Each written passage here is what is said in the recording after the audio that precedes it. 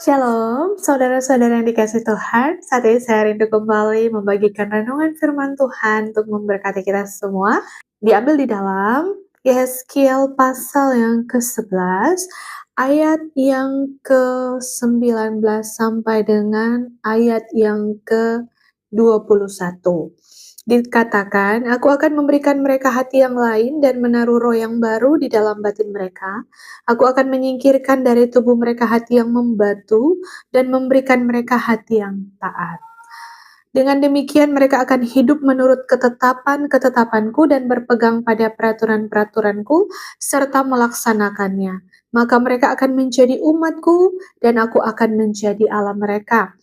Tetapi tentang mereka yang hatinya berpaut pada berhala-berhala dan perbuatan-perbuatan mereka yang menyucikan, aku akan menimpakan tingkah laku mereka atas kepala mereka sendiri. Demikianlah firman Tuhan Allah. Saudara-saudara dikasih Tuhan, apa yang bisa kita pelajari dari firman Tuhan malam hari ini? Tuhan mengajarkan kepada kita bahwa jika kita mau berbalik dan kita mau bertobat, maka Tuhan akan memberikan kita hati yang lain dan menaruh roh yang baru di dalam batin mereka. Jadi kalau kita mau berbalik dari hidup kita yang lama dan kembali kepada perintah-perintah Tuhan, kembali untuk melakukan apa yang Tuhan mau sesuai dengan firman Tuhan, maka Tuhan akan menggantikan kita dengan hati yang baru. Bukan seperti hati yang terganti, seperti itu tidak. Maksudnya Tuhan yang akan memberikan kita hati yang taat. Karena kalau kita berbalik dan bertobat, maka firman Tuhan yang kita baca ini akan membuat hati kita menjadi tulus, akan membuat hati kita menjadi murni. Tuhan akan memberikan kita hati yang taat, sehingga apa yang menjadi perintah-perintah Tuhan akan kita lakukan. Karena di dalam Yohanes berkata, perintah-perintah Tuhan itu mudah kalau kita mengasihi Tuhan. Makanya kalau kita menyadari bahwa hidup kita ini tidak bisa tanpa Tuhan, kita tidak bisa mengandalkan kekuatan kita untuk melakukan segala sesuatu. Bahkan kita tidak bisa mengandalkan keuangan kita dan perekonomian kita yang mungkin saat ini ekonomi kita, ekonomi Bapak Ibu, teman-teman, saudara-saudara di luar sana dalam keadaan baik. Tapi segala sesuatu tidak bisa dibayar dengan uang. Memang kita butuh uang, tapi tidak semua hal dapat kita bayar dengan uang. Bahkan kita tahu cerita tentang wanita pendarahan yang sudah beberapa kali berobat, tapi dia tidak bisa, dia menghabiskan uang, tapi dia tidak bisa sembuh. Dan ketika dia mendengar tentang Yesus Tuhan yang adalah tabib yang dapat menyembuhkan, maka imannya timbul. Dan dia berkata, asalku jamah saja jubahnya, aku akan sembuh.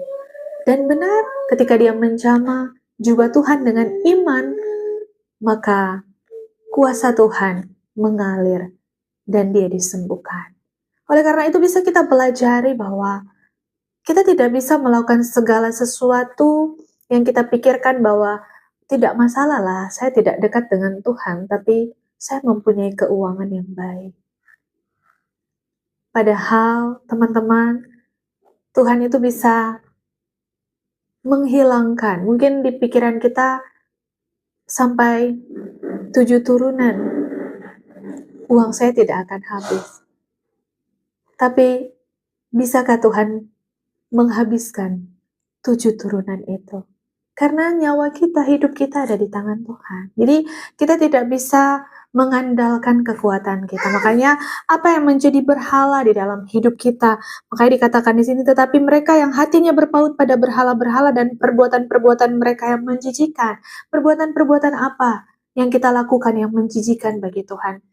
Kita lebih tahu, maka kita yang berbalik, kita yang harus bertobat karena kita menyadari bahwa kita butuh Tuhan. Kalau tidak, dikatakan, aku akan menimpakan tingkah laku mereka atas kepala mereka sendiri. Demikianlah firman Tuhan. Bukankah Di dalam Alkitab juga ditulis, Tuhan akan membalas sesuai dengan perbuatan. Apa yang ditabur orang, itu yang akan dituainya. Jadi firman Tuhan ini konsisten. Dari perjanjian lama sampai perjanjian baru. Jangan kita berpikir, oh saya hidup di dalam kasih karunia Tuhan. Di zaman kasih karunia Tuhan.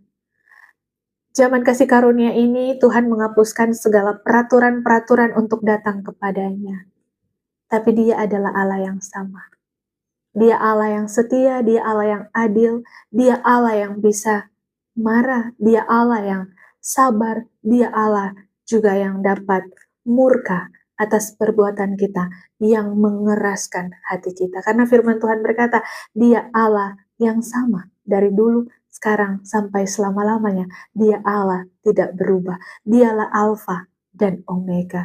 Jadi jangan kita mencomot firman untuk membenarkan hidup kita yang hidup di dalam dosa. Membenarkan kehidupan kita yang hidup dalam dosa dan kita berkata, oh saya selamat karena saya hidup di zaman kasih karunia. Ingat bahwa sekalipun kita hidup di zaman kasih karunia, Tuhan tetap sama. Dia tidak pernah berubah. Kalau kita mengeraskan hati dan tidak mau bertobat, maka apa yang kita tabur, itulah yang akan kita tuai. Untuk itu, firman Tuhan malam hari ini mengingatkan kepada kita untuk berbalik dan bertobatlah dari tingkah laku kita yang lama, maka Tuhan akan memberikan kita hati yang baru, hati yang taat, dan Roh Kudus akan hidup di dalam diri kita, dan Roh Kudus itulah yang akan memberi kita kuasa untuk hidup di dalam takut akan Tuhan dan melakukan kebenaran-kebenaran firman, perintah-perintah Tuhan. Jika kita mengasihi Tuhan, maka perintah-perintah Tuhan yang Tuhan tulis di dalam kebenaran firman yang kita baca